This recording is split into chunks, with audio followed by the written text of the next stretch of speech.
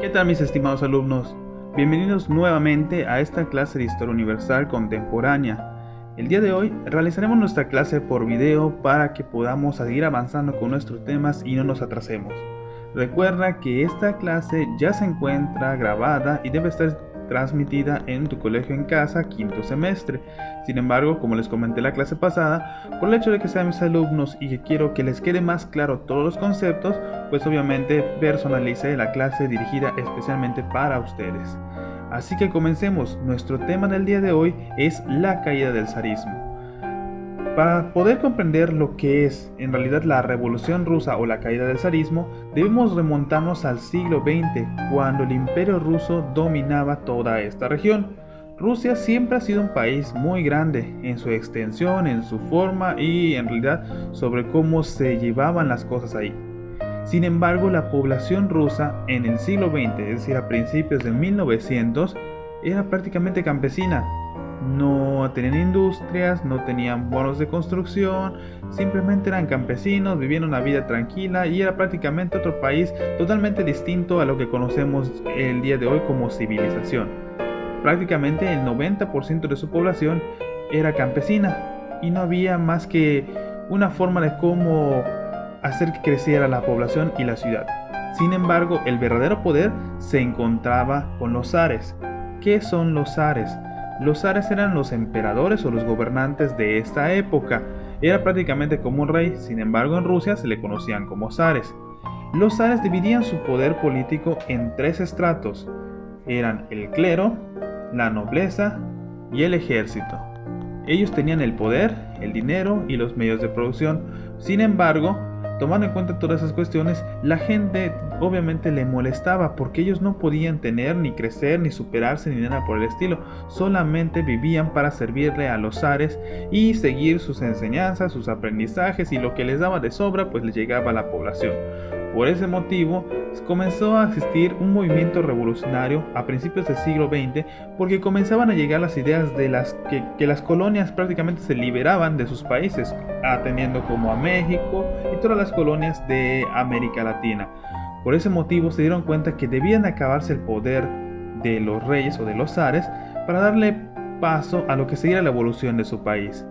Debido a esto, se comenzaron a crear objetivos sobre los cuales estas personas debían de oponerse al gobierno del zar.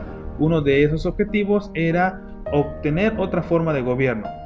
Alianzas de clases sociales, es decir, que los obreros, los soldados, los artesanos y los campesinos pudieran juntarse en grupos para defender sus derechos.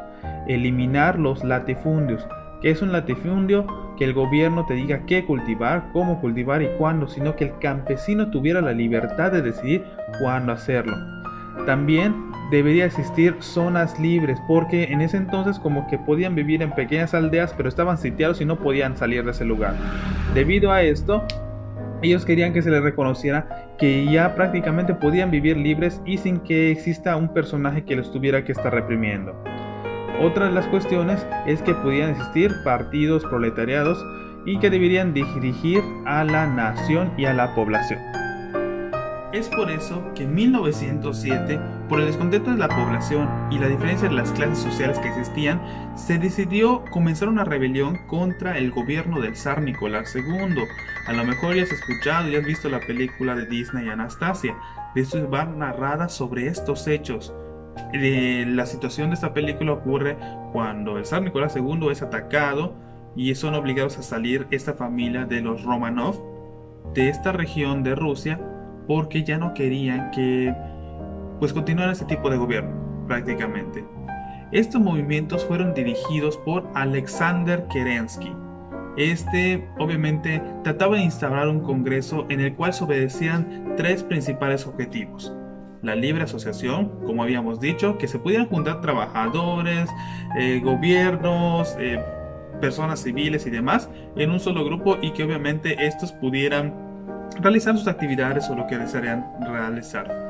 También debería existir libertad de prensa, es decir, que pudiesen publicar lo que quisieran, cuando quisieran, siempre y cuando no agredieran a los zares. Porque antes, si algo no les parecía a los zares, simplemente mandaban a llamar a la persona, la mataban y eliminaban la publicación. Y también permitía la entrada a presos políticos. ¿Por qué la entrada a presos políticos? En realidad esto era con un objetivo principal. Había un personaje que manejaba la cuestión que Kerensky acerca de la revolución. Este se llamaba Vladimir Lenin. Sin embargo, tiempo atrás, por sus publicaciones y demás, había sido exiliado de Rusia. Y lo que trataban de hacer es que este personaje volviera a la vida política de Rusia y pudiera entrar de nuevo al país. Si entraba de nuevo al país, podía dirigir la revolución y obviamente pensaban que podían ganar y seguir siendo más productivos. Debido a estos hechos y suscitaciones que se daban, se empezaron a crear bloques en los cuales cada uno de estos bandos se iban afiliando. Comenzaron a existir los bolcheviques, los mencheviques y los soviets. ¿Qué es un bolchevique? La traducción al español significa mayoría. Los mencheviques eran la minoría.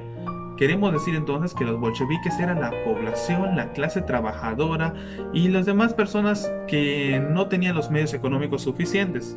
Era prácticamente toda la gente. Y por otra parte se encontraban los mencheviques, que era la clase social alta, los que tenían estudios, los que tenían dinero, y obviamente ahí se encontraban los que siguieron o los sucesores de los zares. Por ese motivo comenzaron a fundar sus partidos políticos. Existió el Partido Social Democrático y el Partido Social Revolucionario. Obviamente para cada uno de ellos proponer a alguien que los dirigiera, que ya no existieran zares y que sean elegidos democráticamente, es decir, por el voto de las personas. Sin embargo, existía un grupo que ya te había mencionado, eran los soviets. Los soviets trataban en realidad de que no existiera un grupo en realidad que simplemente nombrara a las personas, sino que sea alguien preparado, alguien que tenga las características y el conocimiento para poder gobernar, es decir, como un grupo de científicos en realidad, que querían en realidad que el que llegara al poder supiera lo que está haciendo y no sea cualquier persona en realidad. Debido a esto, los soviets, que eran los que predominaban en estas cuestiones de la revolución, deciden formar lo que se le llama la Sanarkov. La Sanarkov, o traducido al español Congreso del Pueblo, pretende establecer 3 puntos principales. 1. Un orden interno. ¿Qué quiere decir? Que todo se gobierne desde adentro. No importa lo que pase en el mundo, no importa la globalización, no importa nada más, sino lo que pase en Rusia se queda y nadie más lo tiene que saber. ¿Por qué motivo? Porque en realidad lo que querían era que Rusia evolucionara como país. También se establecen las bases de lo que sería más adelante la URSS. ¿Qué significa URSS? Unión de Repúblicas Soviéticas Socialistas. Querían unir a todos los países que se encontraban alrededor de Rusia para que formaran una sola entidad. Y obviamente lo lograron. Y también querían proponer a Vladimir Lenin como el próximo presidente de la URSS. Que obviamente él fue el primer presidente de la URSS. Como te dije anteriormente, habían necesidades de traer a este personaje porque había sido el que creó idealmente lo que sería la revolución rusa. Sin embargo, querían disfrazarlo un poquito para que pudiera entrar a este país. Y finalmente, este Congreso de Sanarkov lo que quería era declarar la paz, porque recuerden que Rusia al principio del siglo comenzó la Gran Guerra y obviamente Rusia participó. Y mencionamos dentro de la clase anterior que Rusia decidió salirse. ¿Por qué? Por este tratado. Porque ya no querían que continuara la guerra. Querían paz para su país y era más importante lo que pasaba dentro de Rusia que todos los pleitos del mundo, de Francia, de Inglaterra, Alemania. Entonces por eso se hicieron a un lado y decidieron salirse de la guerra. Debido a esto, la Sanarkov creó unos decretos, el decreto de tierra, el decreto de prensa y los regímenes laborales. El decreto de tierra, ¿qué trataba de decir? Que debían expropiarse la tierra de la iglesia, es decir, la iglesia ya no iba a tener ningún terreno. Prácticamente lo que pasó en México con Benito Juárez. Dividir las tierras expropiadas, es decir, que a cada uno de los campesinos les tocara un pedacito de tierra con el cual pudieran trabajar y llevar a cabo todas sus actividades. Eliminar la propiedad privada, ya nadie iba a ser dueño de nada, sino que el país y el gobierno sería dueño de todo y en realidad lo que haría cada persona es trabajar y el gobierno te iba a proporcionar todo, vestido, casa, necesidades básicas, todo. Lo único que tenías que hacer era trabajar para tu gobierno para que en realidad ellos te cubrieran todas tus necesidades. En el decreto de prensa hablaba acerca de que regularizar la información de los periódicos, es decir, vigilar qué decía, y siempre y cuando no se trate de una oposición hacia el gobierno, o sea, hacia el Estado, podían hacer y publicar lo que quisieran. Sin embargo, se crea o se establece que el periódico oficial del país se llamaría El Privada. Interesante, en realidad. En los regímenes laborales se establece que las jornadas laborales debían de ser de 8 horas. No podías trabajar más. Acuérdate que antes del siglo XX las personas prácticamente nacían, ya que podían caminar, podían medio hablar, ya empezaban a trabajar, es decir, desde niños, desde los 6 años, y trabajaban horas y jornadas extraordinarias, de 12, 16, prácticamente solo dormían y trabajaban. Entonces se estableció que debían fijarse medidas para el trabajo. Establecieron las 8 horas de trabajo y debían de cuidarse la medida sobre las fábricas y las minas. ¿Por qué? Porque mucha gente moría en esas situaciones al no obedecer medidas de seguridad. Debido a esto, se crea la Constitución de 1918, que fue la primera constitución que se estableció en Rusia y siguió los principios de Karl Marx. ¿Qué quiere decir Karl Marx? En realidad establecía que la clase trabajadora era la más importante y la predominante. ¿Qué quiere decir esto? Que decía que todo país debía tener en cuenta a esta clase trabajadora porque era la base del país. Si la base del país estaba mal, la persona que estuviera hasta arriba, es decir, el gobernante o el rey o quien esté, iba a estar mal, iba a tener un país cayéndose y en derroche.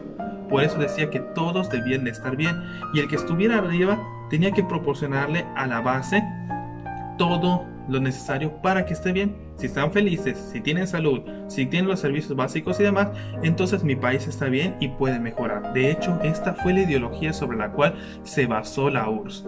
Es decir, todo era comunista y socialista. Y si nos damos cuenta, en realidad le funcionó bastante bien porque desde 1917 hasta 1991 duró este país.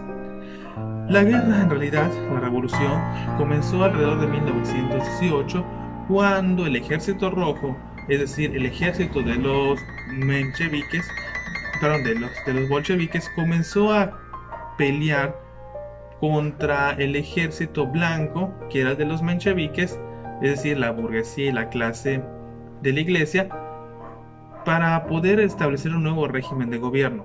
El ejército rojo, o los bolcheviques, eran dirigidos por Trotsky. Trotsky tenía ideas un poquito radicales respecto a lo que sería en realidad el establecimiento de un nuevo régimen, mientras que los mencheviques lo que querían en realidad era que existieran nuevamente los zares y que ellos pudieran dirigir el país como ellos quisieran. Sin embargo, los bolcheviques dentro tenían un problema muy grande: ¿era Lenin o era Trotsky? Es decir, ambos querían ser presidentes del nuevo país ruso. Sin embargo, sabemos, y como ya te platiqué, que Lenin es el que llega a ocupar este puesto. A pesar de toda esa superioridad que existía, el ejército blanco se vio obligado a replegarse y adoptar las medidas que establecía como el nuevo sistema de gobierno, es decir, la URSS. ¿Por qué? Porque en realidad se dieron cuenta que a lo mejor podría servir y funcionarlos, y además que ya había durado mucho la guerra y debían acabarlo. Sin embargo, establecen que no nada más el presidente iba a dirigir el país, porque si no volveríamos a lo mismo, serían zares y que ellos prácticamente dirían qué es lo que se tiene que hacer y qué es lo que no se tiene que hacer. Sino establecía que en realidad existía un parlamento, es decir, un grupo de personas que se iban a encargar de: ok, el presidente dijo esto, nosotros lo analizamos y si nos parece bien, lo aprobamos. Si no nos parece bien, obviamente no pasa y tenemos que volver a elegir. Prácticamente era un sistema democrático. Sin embargo, con el paso del tiempo y con las medidas que se adoptaron en la URSS, el parlamento pasó a un lado más y no se tomó muy en cuenta. Sin embargo, obviamente, como todas las personas, no somos eternas. Vladimir Lenin fallece en 1924. Sus ideologías de crear una URSS más grande que se expandiera por todo el mundo y el comunismo ocupara todo el país, llevó a lo que sería más adelante a lo que conocemos como una guerra fría. Sin embargo, existieron dos personajes que difundían las ideas de Lenin, sin embargo, cada uno con su sentido y con sus ideologías un poquito diferentes. Por una parte estaba León Trotsky y por otra parte estaba Joseph Stalin. León Trotsky decía que la revolución debía expandirse a otros países, es decir, la guerra. si combatíamos y derrocábamos a las formas de gobierno, así como se realizó en Rusia, todos tenían que volverse parte de la URSS, es decir, un megapaís, y el mundo iba a estar gobernado por la URSS.